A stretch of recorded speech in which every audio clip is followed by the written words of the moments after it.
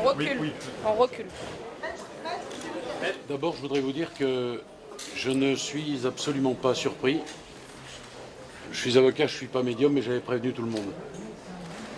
On avait de la jurisprudence rendue par le président en tant que juge unique.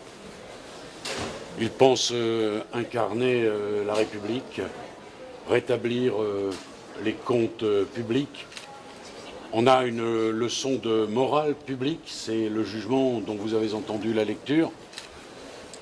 Et naturellement, on a oublié que ces faits étaient des faits anciens. On a résumé toute l'action de M. Balkany à sa fraude et toute sa vie à cette fraude.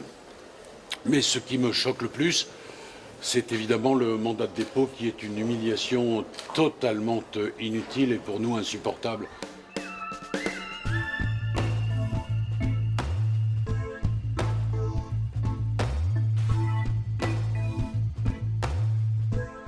Jamais personne ne peut dire sérieusement que M. Balkany aurait tenté de prendre la fuite. Il a été présent à tous les actes de la procédure.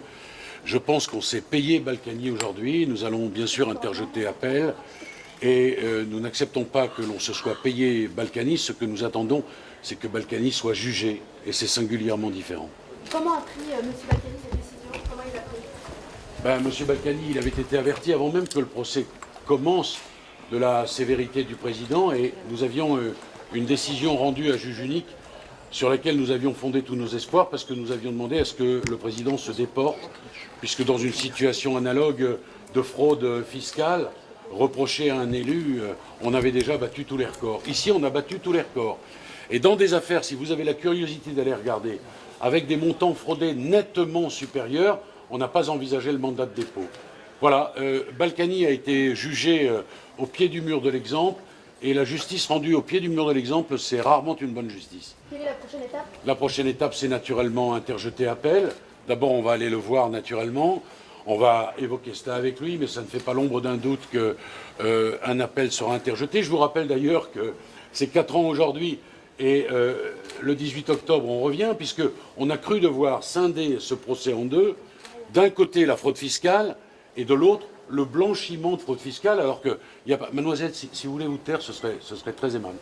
Alors qu'il n'y a pas un fraudeur au monde qui fraude sans cacher, évidemment, le fruit de sa fraude. Donc on va voir ce que l'on nous prépare pour le 18 octobre, sachant d'ailleurs que les deux procureurs avaient requis au total une peine de 11 ans qui dépasse le maximum légal prévu en la matière. Voilà ce que je veux vous dire.